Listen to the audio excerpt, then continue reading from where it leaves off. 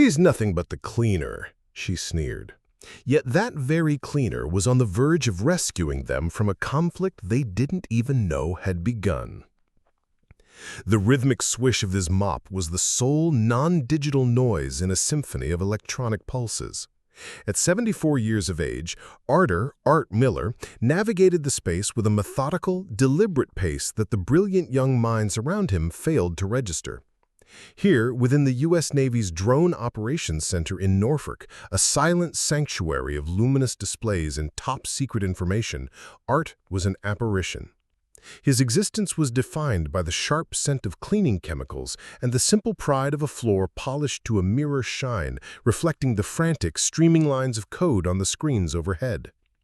The custodian's uniform was a shroud of anonymity, making him as significant as a filing cabinet to the strategists and technicians who communicated in a language of code and military jargon. On this particular day, the sanctuary was fraught with tension. A critical simulation was in progress, a staged cyber offensive against their most technologically advanced squadron of hunter-killer drones. Presiding over the operation was Commander Rostova, a woman whose drive was as keen and refined as the silver insignia on her uniform. She navigated the operations center with the air of a surgeon in the midst of a complex procedure, exact, intense, and utterly intolerant of error. Her unit, composed of the most skilled digital operatives the Navy could field, was facing an insurmountable obstacle. "Status update," Rostova's command sliced through the ambient drone. "No progress, Commander," a young lieutenant answered, his fingers a blur over the keyboard. "The ghost transmission is adaptive. It's not simply jamming our control signals, it's actively rewriting them. We can't establish a digital foothold." Across the primary display, the icons representing a dozen drones, each worth millions, flickered from a friendly blue to an alarming, inert red. The exercise was an unmitigated disaster. Rostova's expression hardened. Her assets, the most advanced in the world, were being methodically neutralized by an adversary who left no digital trace. Art stopped his mopping near a side diagnostic screen, his body angled away from the central chaos. He wasn't meant to be watching, but the patterns of light had arrested his attention. A waterfall of alphanumeric characters flowed down the display. Gibberish to most, but for Art, it was like a familiar dialect he hadn't heard in years. He rested his weight on the mop handle, his weary eyes tracing the structure of the invasive code. He had encountered something similar before, in a different era, a different conflict. It was rudimentary yet ingenious, an old predator in a new guise. Acting on instinct, he whispered into the empty hallway, his voice a coarse, low murmur that was swallowed by the room's hum. "It's a harmonic echo. It's riding the decay cycle of the carrier frequency." He gave a slight shake of his head, a sad, knowing smile touching his lips. "They're trying to use firewalls to stop it." He made a soft clicking sound with his tongue. "You don't fight this with a firewall. You fight it with a tuning fork. Just invert the phase loop on the analog side. It'll suffocate on its own feedback." He blinked, as if coming out of a trance, and returned to his work, once again the silent janitor in his own world. He was merely an old man muttering to himself, another ghost among the machines. Rostova, striding behind the workstations, happened to catch the old man's lingering gaze in the reflection of a powered-down monitor. For a brief moment, her immense frustration needed an outlet. Leaning toward her executive officer, Lieutenant Commander Thorne, she dropped her voice to a conspiratorial hush laden with contempt. "You see him, staring at the data feed as if he has a clue?" She let out a sharp, derisive laugh. "Don't mind him, Thorne. He's just the janitor."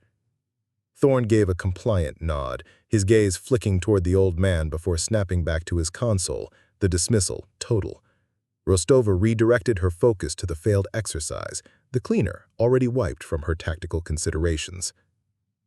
She could never have known that the man she had so easily disregarded had once guided 7-man reconnaissance units through the Hindu Kush, speaking Pashto, Farsi, and Russian. She couldn't picture him disassembling a signal jammer with only a folding knife and a length of wire in the drenched jungles of Central America. To her, he was Art, the unassuming man who took out their garbage and buffed the scuffs from the floor. But his words had not gone entirely unheard. Admiral Vance, a man whose placid exterior concealed an intellect that perceived everything, had been monitoring the simulation from the elevated command platform. As he came down the stairs to speak privately with Rostova, he passed right behind Art at the precise moment the old custodian diagnosed the problem aloud. Vance, whose own naval service began in the analog turmoil of Cold War submarines, froze. The phrases harmonic echo, carrier waves decay, invert the phase loop weren't just technical terms. They were relics from a bygone age of electronic warfare. They were concepts a custodian should have no business knowing. The Admiral's gaze sharpened. He looked from Art's hunched form to the flustered analysts and their inert cutting-edge hardware. He didn't approach Rostova. Instead, he spun around and strode back to his office with a new pressing objective. "I need the complete personnel file for an Arthur Miller, not the contractor brief. I want the deep-level security file, the one buried in the archives." A few minutes later, a slim, heavily censored folder was on his desk. Most of its contents were obscured by black marker, but the visible portions were astounding. Arthur Miller was more than a veteran. He was a phantom. His service history was a ghost, filled with classified deployments and commendations so sensitive they lacked any description. Vance could make out fragments. Project Nightingale, Acoustic EW Specialist, Chief Analyst Soviet Signal Interception. He found a commendation for field expedient counterintelligence during the redacted affair. A note near the bottom, barely visible, cited fluency in 7 languages and mastery of obsolete signal architectures. Vance sank back into his chair as a chilling realization washed over him. Arthur Miller, the man who cleaned his facility's floors, was a living piece of history, a Cold War legend whose record had been sanitized and who had been left to fade into obscurity. The man Rostova had cast aside as just a janitor had likely forgotten more about electronic warfare than her entire team of whiz-kids had ever known. The Admiral reached for his secure line. "Put a 24-hour surveillance team on Arthur Miller," he said softly. "Keep it discreet. I just want to know his location at all times. And find me everything, I mean everything we have on analog phase inversion techniques from the 1980s. 1 week later, the simulation became a terrifying reality. 2,000 miles away, in the middle of a critical joint exercise with Britain's Royal Navy in the North Atlantic, the impossible occurred. An entire squadron of MQ-4C Triton surveillance drones went dead, their feeds dissolving into static. Then they started to drift, breaking their patterns and veering east toward Russian territory. It wasn't jamming, it was a hostile takeover. The Norfolk Operations Center descended into a state of managed chaos.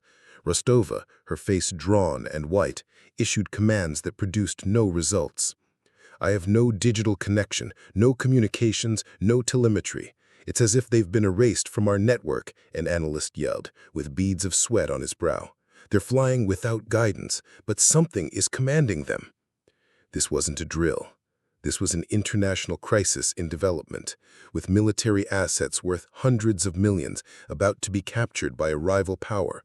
As each digital counteroffensive sputtered and died, Admiral Vance observed the silent, contained rage on Rostova's face. He had seen enough. "Bring me Arthur Miller," he ordered, his voice cutting cleanly through the palpable tension. His aide gawked, bewildered. The custodian, sir?" "Immediately," Vance reiterated, his tone permitting no debate. Seconds later, the automatic doors hissed open, and Art was led in, still dressed in his plain gray work uniform, a cleaning cloth in his hand.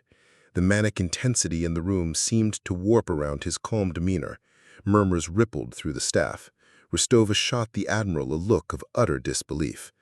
Vance paid her no mind, motioning for Art to approach the main display. "Mr. Miller, I'd like you to see this." Art ambled to the central station, his aged eyes sweeping over the corrupted data feeds and the rogue drone's erratic flight trajectories. He remained quiet for a long moment, the only noise in the room the frantic clatter of keyboards. Then, with a weathered finger, He pointed to a faint wave pattern in the background signal, a ghostly image barely perceptible to the others. "Krasnoye Prizhrak," he stated, his voice soft but imbued with the gravity of absolute conviction. "The Red Ghost. Soviet era. I thought they'd decommissioned this program back in '87. He glanced at the Admiral, then at Rostova. "It doesn't transmit a signal.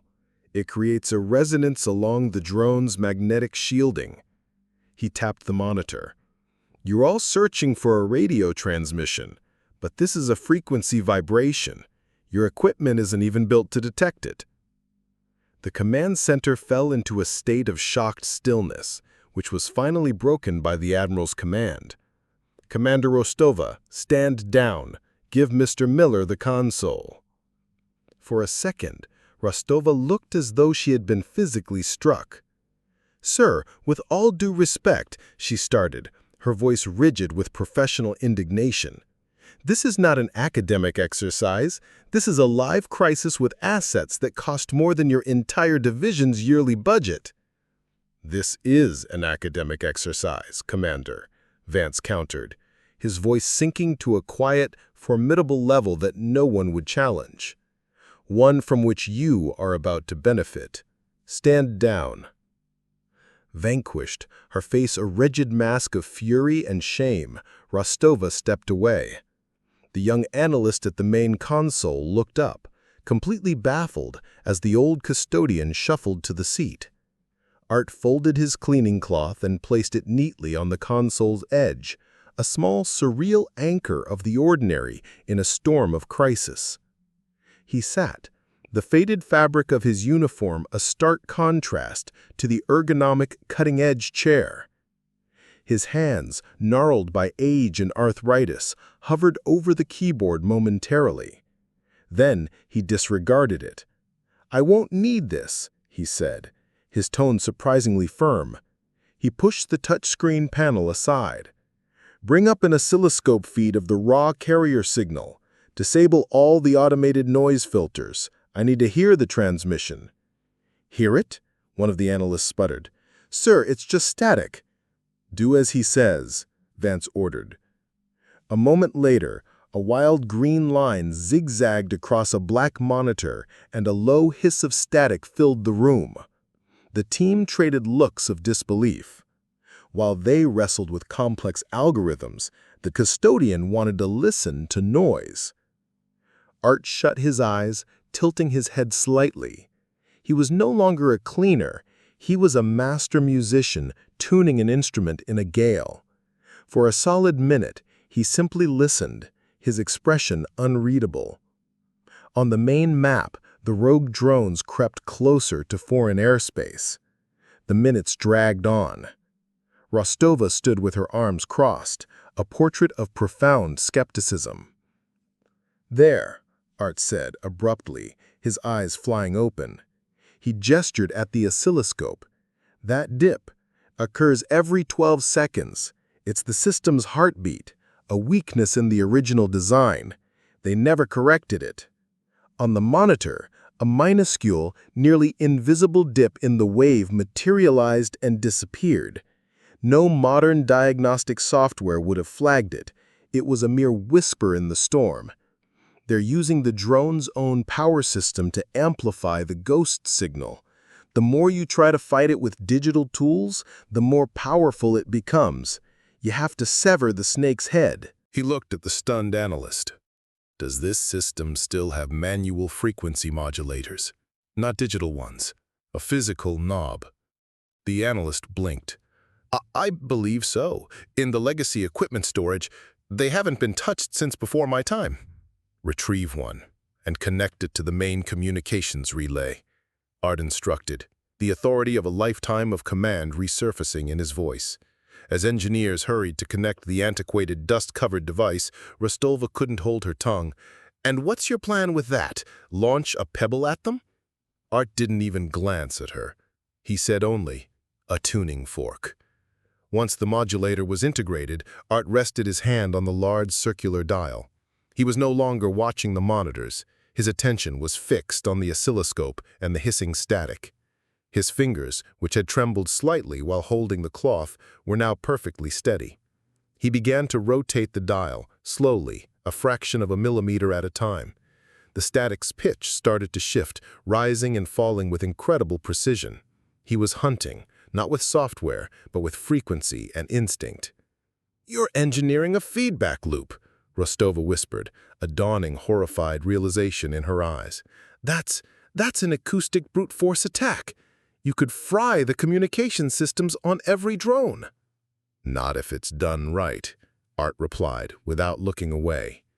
"You just have to strike the perfect note at the perfect moment." He kept tuning, his concentration total. He was like a master locksmith listening for the click of a tumbler. The entire room held its breath. On the map, the drone icons were about to cross a critical boundary. "Now," he exhaled. At the precise instant the signature dip appeared in the oscilloscope's wave, he pressed a single, large button on the vintage modulator. For a moment, there was no change. Then, the green line on the display went berserk. The ghost signal, force-fed and amplified version of its own echo at its weakest point, spiked chaotically.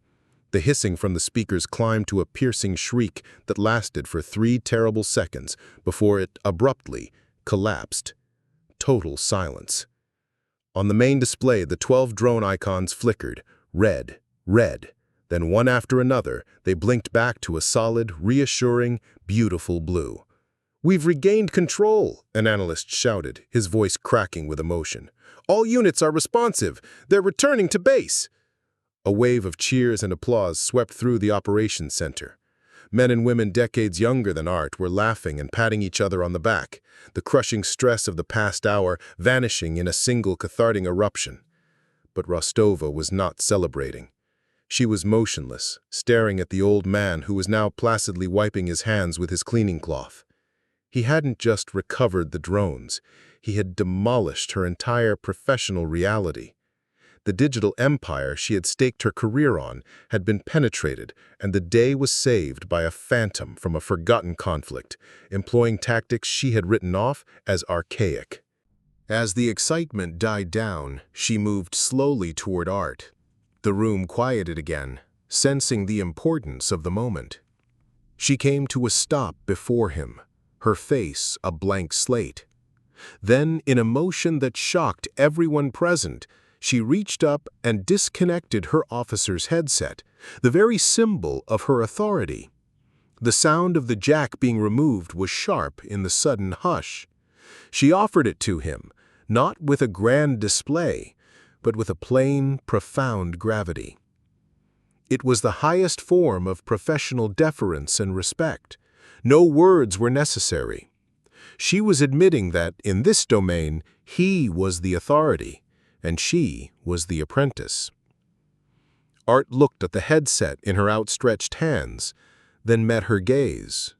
He saw no more arrogance, only a raw, humbled admiration. He gave a slight, solemn nod and took it from her. Arthur Miller never handled a mop again. The day after the North Atlantic crisis, his custodial contract was canceled. Admiral Vance summoned him to his office, where his old, worn uniform was exchanged for a simple civilian suit. "Your janitorial duties are officially over, Mr. Miller," Vance said, a deep respect in his voice. "But your nation still requires your service." He was not assigned to a command console, however.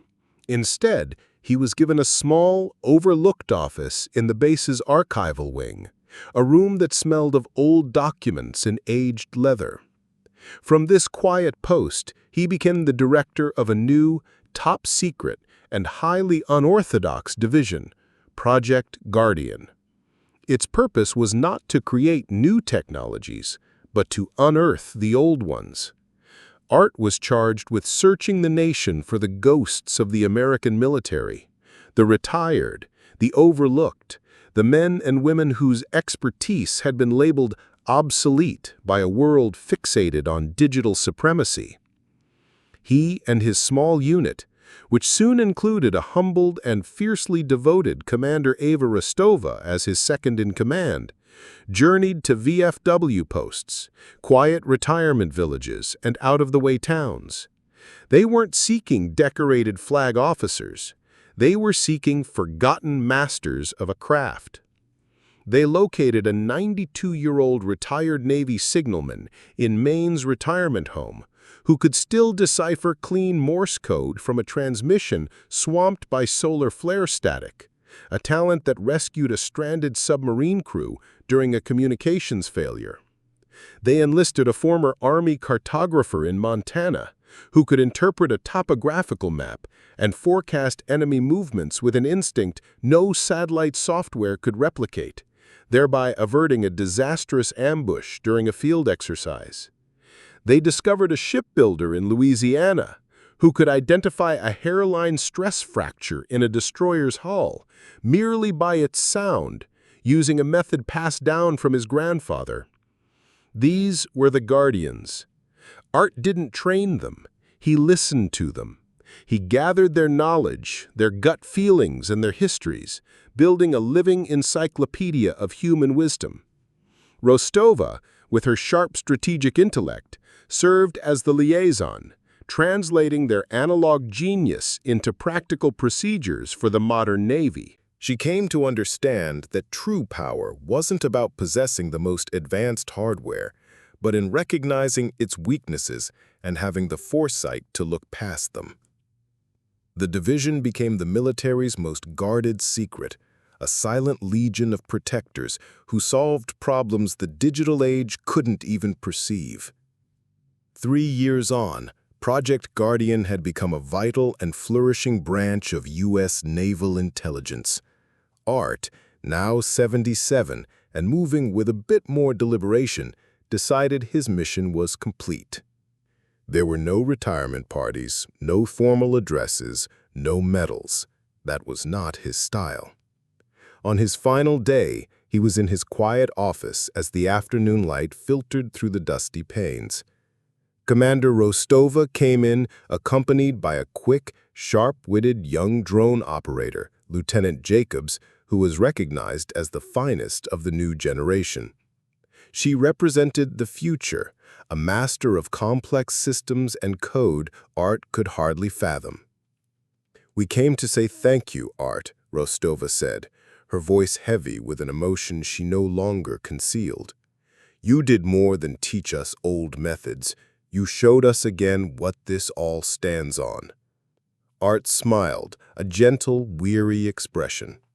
He reached into his desk and took out a small, well-used leather-bound journal. Its pages were yellowed and covered in his own spidery, handwritten script. Schematics, frequencies, and insights from a lifetime spent listening to the world's hidden dialogues. He presented it to Lieutenant Jacobs. "Everything in that book is already in the Guardian archives, sir," the lieutenant said with respect. "We've digitized every single protocol." Art's smile broadened slightly. He pushed the journal into her hands. "You digitized the procedures," he said softly, "not the intuition. This book has the smudges, the marginalia from when I was mistaken, the coffee rings from long nights spent chasing phantoms. It contains the errors." He tapped the cover with a weathered finger. "The database will tell you what to do. This will help you know why." He rose to his feet slowly, prepared to leave the archives and return to the quiet anonymity he preferred. As he got to the door, he glanced back at the young operator, who was gazing down at the old journal as if it were a holy relic. "There are some things," he said, his voice just above a whisper, but resonating with the weight of a lifetime, "that a search engine can't tell you." He departed, leaving the future to them, secure in the knowledge that the wisdom of the past was finally preserved. In a world of brilliant screens and endless data, the most formidable weapon was still a quiet understanding, passed from one generation to another, not through a fiber-optic line, but within the pages of a dusty, handwritten book.